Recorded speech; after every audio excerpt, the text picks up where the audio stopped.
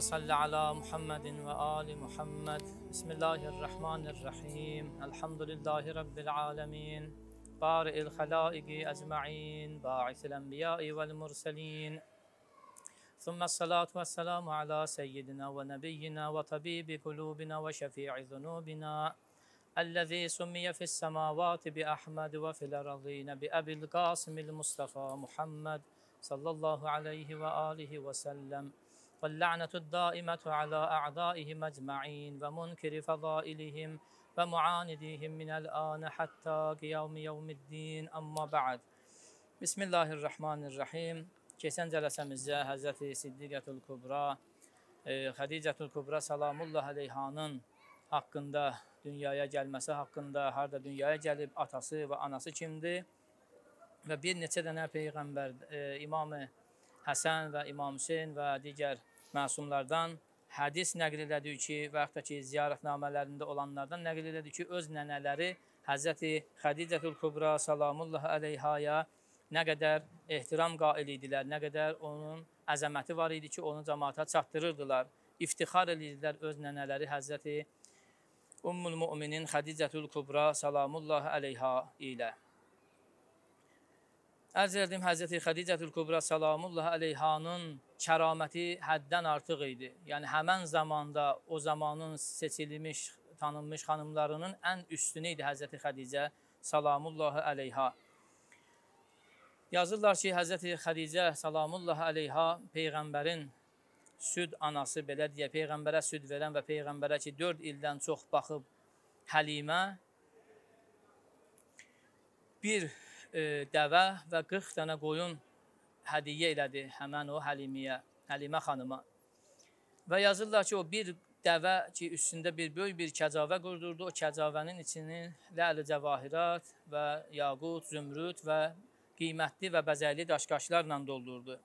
Yəni, bu adi insanlardan heç vaxt baş verməsi mümkün olmayan bir həddədir. Təbii ki, Əhl-i Beyt əleyhissalam bunlardan istisnadır. Çünki Peyğəmbər əleyhissalamın haqqında və İmam Əmirul Müminin əleyhissalam, hətta digər imamlar ki, onlar ki, əllərində malları, pulları olub, onların haqqında elə şeylər, kəramətləri var ki, əslən insan heyran qalır. Əbu Talib qəbiləsi və Həzrəti Muhammed Peyğəmbər ki, mühasirə düşmüşdü, heç kəs bunlara kömək eləmirdi.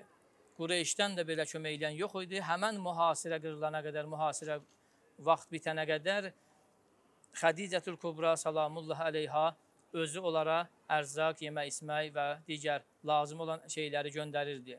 Bu qədər xanımın məqamı ucadır ki, və bu qədər əli açıq idi, kəramətli idi ki, baxmırdı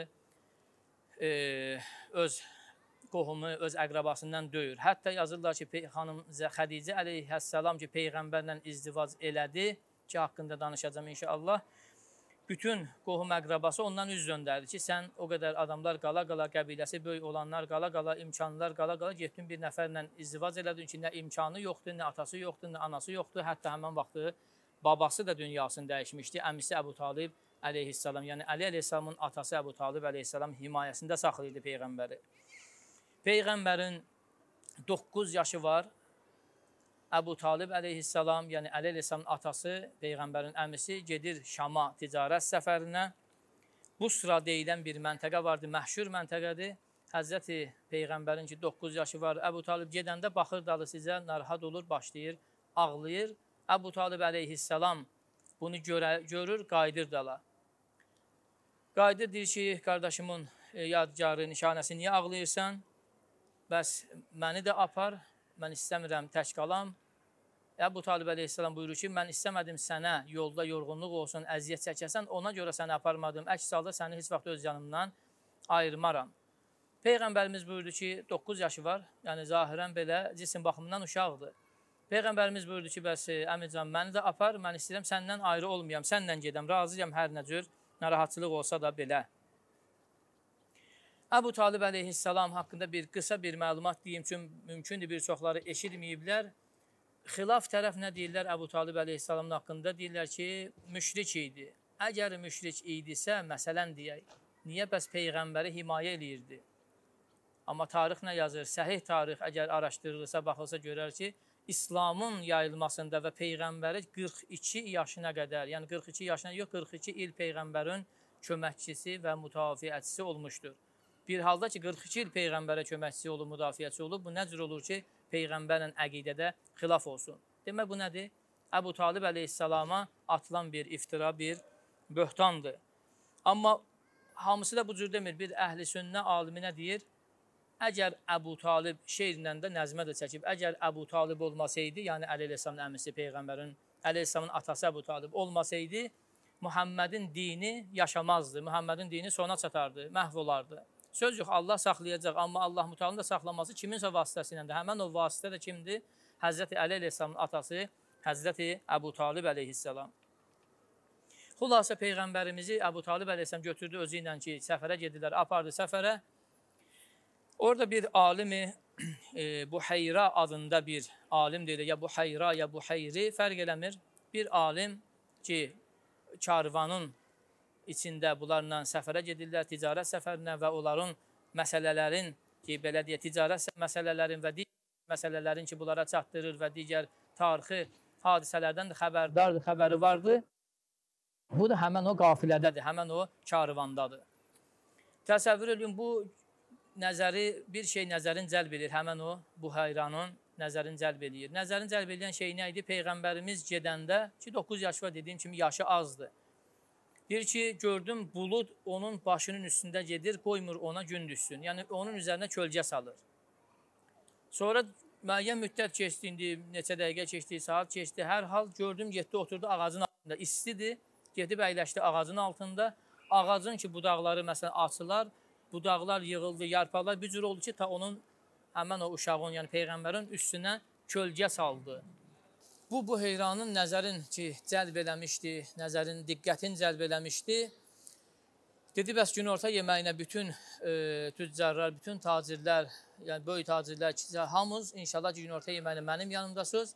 Və Əbu Talib əleyhissalam dedi ki, həmən o uşağı da götürərsən və onlar üçün xas bir yer ayırdı, gəlib oturdular, yeməklərini yedilər. Günorta yeməyindən sonra onlar mürəxxəs olub gedəndə Əbu Talib əleyhissalama həmən o Buheyra nə dedi?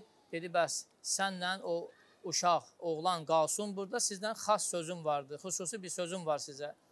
Bunlar gözlədilər, cəmaat dağılaşandan sonra ki, xeyməkdə idi, çadırda idi, dağılaşandan sonra dedi, bəs bir şey istəyirəm, bir xahiş eləmək istəyirəm. Əbu Talib əleyhissalam dedi ki, buyur.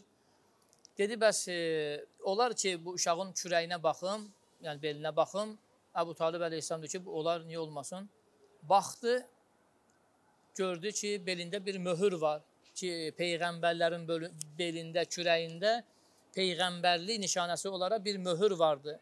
Həmən möhrü öpdü. Əbu Talib də neyinirsən? Dedi, bəs mən qədim kitablarda oxumuşam, axirət zaman Peyğəmbər gələcək və həmən Peyğəmbərin kürəyində Peyğəmbərlik xətmi var, Peyğəmbərlik nişanəsi olaraq bir möhür vardı. Bundan müğayət ol, bu gələcəkdə Peyğəmbər olacaq, Allahın yer üzərində nümayəndəsi olacaq. Və Əbu Talib əleyhissalam onsuz da belə deyə Peyğəmbəri çox istəyirdi, Peyğəmbərin xidmətində dururdu və ona heç bir xətər, zərər gəlməsinə imkan vermirdi və yenə də neynədi? Həmən diqqətində davamlı oldu ta o vaxta qədər ki, doğrudan da Peyğəmbər Allah tərəfindən Peyğəmbər seçilənə qədər. Xülasə, Həzrəti Peyğəmbər sallallahu aleyhi və alihi və səlləm bir onda ticarətə getmişdi ki, yəni ticarət səfərinə əmisi ilə getdi. Bir ticarəti də Peyğəmbərin təqribən 24 yaşı ya biraz da çox olardı ki, gəlib müraciət elədi ki, bəs mən də istəyirəm ticarət səfərinə gedəm ki, Xədicənin salamul əleyha bir neçə dənə tacirləri var idi, xanım üçün ticarət eləyirdilər. Bu da dedi, mən də onlardan biri olum. Məsələn, deyək, 40 nəfər varsa, mən də onlardan biri olum. 50 nəfər varsa, mən də onlardan biri olum. Və Peyğəmbərimizin bu sözün qəbul elədilər. Ki, Peyğəmbər deyil idi təbii ki. Həzrət Peyğəmbərimiz getdi ticarətə. Söz bunun barəsində çox uzundur. Qısa əhvalatı nəql edəcəm. Peyğəmbər getdi ticarətə, qayıdıb gəldilər. Ticarətin ki, bütün işlər ki, onun əlindən keçər, ona deyilər, ondan məsləhət alırlar. Həmən şəxs qəribə bir şey gördü burada. Gəlib Xədicə əleyhəssəlama çatdırdı ki, ey xanım, bəs bu şəxsi vardı, bu cavan ki var, mən bunda qəribə bir şey gördüm. Nə gördün? Buyurdu ki, bəs məsələn deyək, cəmaat ki, bu qədər tacirlər var, malı alırlar. Misal üçün deyək, 500 manata alırlar. Cəmi hamısını axırda hesablasın, mənfəətin 700 manat eləyir. Bunda, məsələn, 500 aldığı şey 1000 manatdan baha olur. Yəni, çox olur. Çox bu mənfəət əldə eləyir. Xülasə, Xədicətül Kubra salamullah əleyha bunu biləndən sonra və bəzi nişanələr ki var idi və bilirdi, bu elə belə şəxsiyyət deyil, gələcəkdə Peyğəmbər olacaq. Xanım Xədicə əleyhissalam özü də möhtərəm şəxsidir. Təbii ki, adi insan olsaydı, Peyğəmbər qəbul eləməzdi. Təsəvvür edin, özü gəlir Peyğəmbərə evlənmək təklif edir ki, ya Muhammed sallallahu aleyhi və aleyhi və səlləm, mənimlə evlənərsən, ta özün belə deyək, evlənməyi təklif edir. Peyğəmbərimiz də təbii ki, hər bir şey ki vardı, Allah Mütealın istəyi iləndir, öz həva nəfsindən yox. Peyğəmbərimiz də Xədicətül Kubra əleyhissalamın bu evlilik təklifini qəbul edir. Və bu bizim məzhəbdə də, ümumiyyətlə dində də, normal halda da bu problemli, müşkülü bir məsələ deyil. Bir xanım evlilik təklif edə bir ağaya, bir kişiyə, bir oğlana. Amma nəinki malına görə, gözəlliyinə görə, bəlkə də nədir? Təqvası və imanına görə.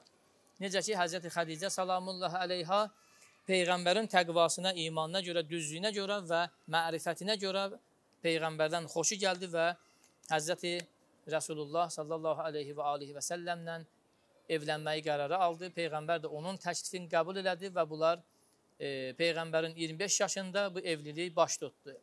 Allah Müteal bunlara bir neçə övlad verib. Təbii ki, övladları barəsində tarixdə ixtilaf vardı. Görəsən 4 qız var idi. O 4 qızın 4'ü də xanım Xədicənindir, yoxsa bacısının qızlardır. Böyük ehtimal budur ki, və güclü rəy, nəzər budur ki, bəli, öz uşaqları idi. Mümkündür, bacısının uşaqları da ola bilər. Hər halda bizə lazım olan məsələ nədir? Allah Müteal xanım Xədicə əleyhissalama 2 oğlan verdi, bəzi də 3 oğlan verdi. Bunlar bir neçə yaşında, heç 10 yaşına çatmamış, hamısı dünyasını dəyişdi. Qızlarından ki, övlad olmadı və müşriklər Peyğəmbərə nə deyirlər? İstehza edirlər ki, sən sonsuzsan, sənə Allah övlad verməyib. Ta Peyğəmbərə əziyyət edirdi bu sözlər. Allah Müteal Peyğəmbərimizə Həzrəti Fatimətü Zəhra salamullah əleyhanı inayət elədi və ayə, həmən o surə ki vardı, Kevsər surəsi nazil oldu. İnnə a'taynəkəl kəvsər fəsalli li rabbikə vənhər innə şaniəkə huvəl əbtər. İnnə şaniəkə huvəl əbtər də budur ki, yəni bizə lazım olan hissəsi burasıdır. Sənin düşmənlərin sonsuz olacaq.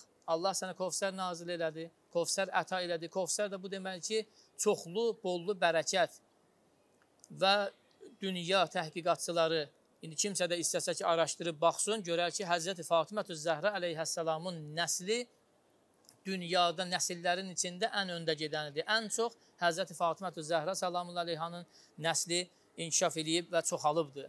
İnnə şaniəkə huvəl əbtər, şübhəsiz ki, sənin düşmənlərin sonsuz olacaq və Peyğəmbərə sonsuz deyənlər əslən nədir? Bir neçə dənə oğlan övladları var idi. Allah da bücür elədi, oğlan olmadı və qızlar oldu. Qızlardan oğlan olmadı. Ta bu cür olandan sonra nə oldu? Artıq onların nəsilləri kəsildi. Necə ki, Allah Müteal bu cür istədi. Niyə bu cür istədi? Çünki Allahın, Rəsulunun qəlbini incidirdilər. Bu səbəbdən incidirdilər ki, sənin oğul övladın yoxdur, sənin nəslin kəsiləcək, bu cür olacaq. Allah Müteal Fatimətü Zəhra salamullah əleyhanın vasitəsi ilə Peyğəmbərin nəslin davam elətdirdi. İnşallah bugünkü məclisimiz də sona çatdı. Gələn məclisdə də görüşmək ümidi ilə. Vəssalamu aleykum və rəhmətullahi və bərəkatuh.